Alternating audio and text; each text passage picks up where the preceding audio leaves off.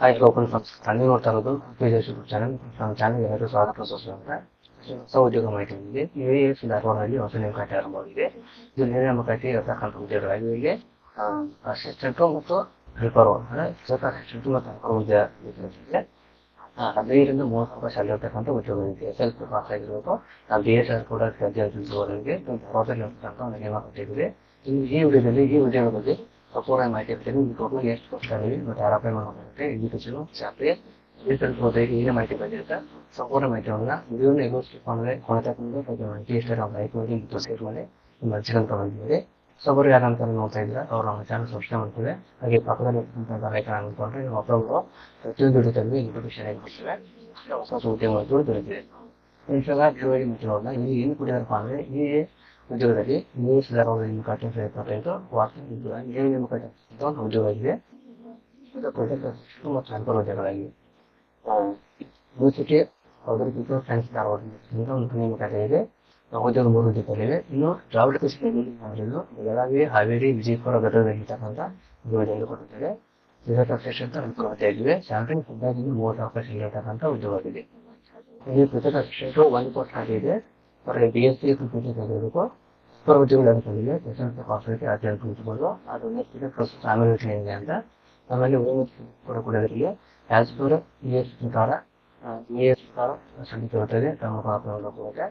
ಇನ್ನು ಶಿಕ್ಷಣ ಪ್ರೊಸೆಸರ್ಗೆ ಯಾವ ರೀತಿ ಇರುತ್ತದೆ ಡಾಕ್ಯುಮೆಂಟ್ ವೆರಿಫಿಕೇಶನ್ ಮತ್ತು ರಿಟರ್ನ್ ಮತ್ತು ಇಂಟರ್ವ್ಯೂ ಮೂಲಕ ಅಂತ ನೀವು ಇನ್ನು ಪ್ರಾಜೆಕ್ಟ್ ಅಸಿಸ್ಟೆಂಟ್ ಉದ್ಯೋಗಗಳಿಗೆ 30 ಮತ್ತು ಆಮೇಲೆ ಹೆಲ್ಪರ್ ಉದ್ಯೋಗಗಳಿಗೆ ಅಂತ ನೀವು ಕರಿತೀವಿ.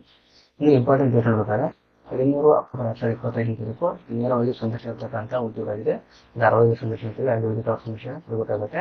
ಇವಾಗ ಅವರು ಅತಿಥಿ ಅಂತ ಪೇಪರ್ ಕೊಟ್ಟಿದ್ದಾರೆ. ಆ ವೆಬ್ಸೈಟ್ ಕೂಡ ಕೊಟ್ಟಿದ್ದಾರೆ. ಏನು ಬಗ್ಗೆ ಮಾಹಿತಿ ಅಂತ ನೋಡ್ಕೊಳ್ಳೋಣ. ಸ್ಕ್ರೀನ್ ಕೊಡೋಕೆ ಬರ್ತೀವಿ.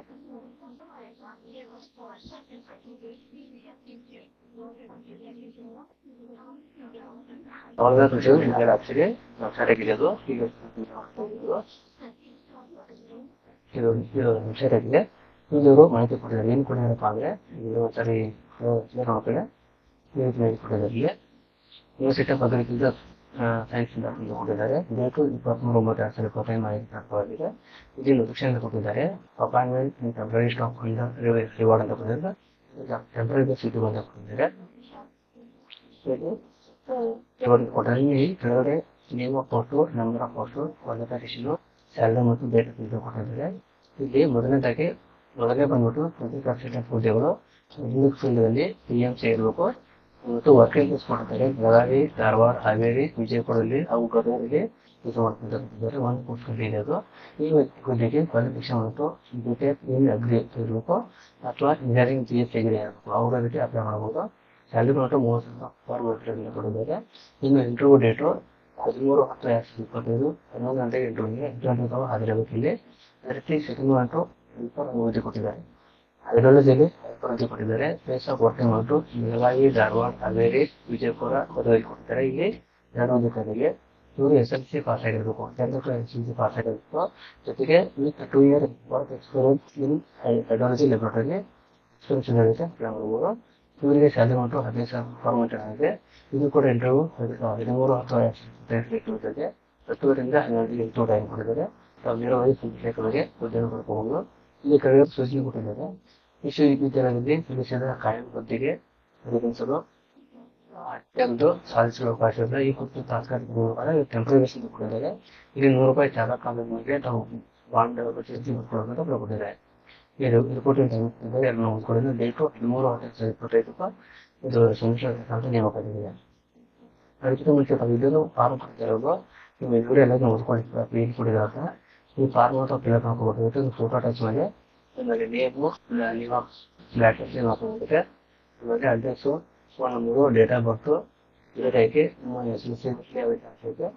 SSLC PUCದು BCom MSc PhD ಎರಡರಲ್ಲಿ 28 ಮಾರ್ಕ್ಸ್ ಹಾಕಬೇಕಾಗುತ್ತೆ. ಕೆಳಗಡೆ SC ST OBC ಅದಕ್ಕೆ ಆಮೇಲೆ ವರ್ಷ ಎಕ್ಸ್ಪೀರಿಯನ್ಸ್ ಹಾಕಬೇಕಾಗುತ್ತೆ.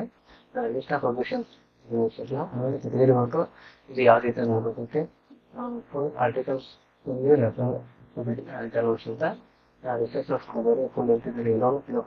ಮಾಡಿ ಸೇವ್ ಮಾಡಿ ಅವ್ರ ಟೈಮಿಗೆ ಹೋಗಿ ನೇರವಾಗಿ ಸಂತೋಷಕ್ಕೆ ಆಗಲ್ಲ.